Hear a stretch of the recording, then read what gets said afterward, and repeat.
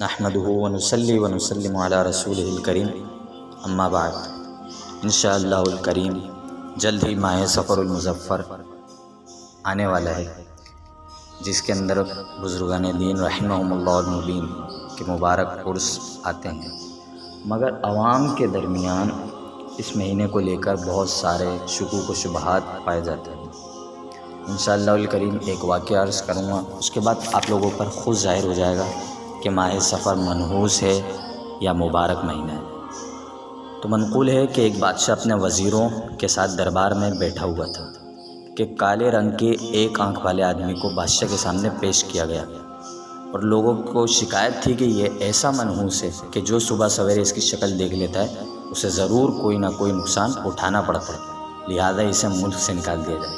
تھوڑی دیر سوچنے کے بعد بادشاہ نے کہا، کوئی فیصلہ کرنے سے پہلے میں خود تجربہ کروں گا، اور کل صبح سب سے پہلے اس کی صورت دیکھوں گا، پھر کوئی دوسرا کام کروں گا۔ اگلے دن جب بادشاہ بیدار ہوا اور خواب گاہ کا دروازہ کھولا، یعنی کمرے کا دروازہ کھولا، تو وہی ایک آنکھ والا آدمی سامنے کھڑا تھا۔ بادشاہ اس کو دیکھ کر واپس پلٹ آیا اور دربار میں جانے کے لیے تیار ہونے لگا۔ لباس تبدیل کرنے کے بعد جو ہی بادشاہ نے جوتے میں اپنا پاؤں ڈالا، اس میں موجود زہریلے بچھو نے ڈنک مار دیا۔ بادشاہ کی چیخیں بلند ہوئی تو خدمتگار بھاگم بھاگ اس کے پاس پہنچے۔ زہر کے اثر سے بادشاہ کا سرخ و سفید چہرہ نیلا پڑ چکا تھا۔ محل میں شور مچ گیا کہ بادشاہ سلامت کو بچھو نے کاٹ لیا۔ چند لمحوں میں وزیر خاص بھی پہنچ گئے۔ ہاتھوں ہاتھ شاہی طبیب کو طلب کر لیا گیا، جس نے بڑی مہارت سے بادشاہ کا علاج شروع کر دیا۔ جیسے تیسے کر کے بادشاہ کی جان تو بچ گئی، لیکن اسے کئی روز بستر عدالت پر گزارنے پڑے۔ جب طبیعت ذرا سنبھلی اور بادشاہ دربار میں بیٹھا تو ایک آنکھ والے آدمی کو دوبارہ پیش کیا گیا تاکہ اسے سزا سنائی جائے، کیونکہ شکایت کرنے والوں کا کہنا تھا کہ اب اس کے منحوس ہونے کا تجربہ یعنی ایکسپیرینس خود بادشاہ سلامت کر چکے۔ وہ شخص رو رو کر رحم کی فریاد کرنے لگا کہ مجھے میرے وطن سے نہ نکالا جائے۔ یہ دیکھ کر ایک وزیر کو اس پر رحم آ گیا۔ اس نے بادشاہ کے بولنے کی اجازت لی اور کہنے لگا، بادشاہ سلامت، آپ نے صبح صبح اس کی صورت دیکھی تو آپ کو بچھو نے کاٹ لیا، اس لیے یہ منحوس ٹھہرا، لیکن معاف کیجیے گا کہ اس نے بھی صبح سویرے آپ کا چہرہ دیکھا تھا، جس کے بعد سے اب تک قید میں تھا، اور اب شاید اسے ملک بدری یعنی ملک چھوڑنے کی سزا سنا دی جائے۔ تو ذرا ٹھنڈے دل سے غور کیجیے کہ منحوس کون ہے، یہ شخص یا آپ؟ یہ سن کر بادشاہ لاجواب ہو گیا اور ایک آنکھ والے کالے آدمی کو نہ صرف آزاد کر دیا بلکہ اعلان کروا دیا کہ آئندہ کسی نے اس کو منحوس کہا تو اسے سخت سزا دی جائے گی۔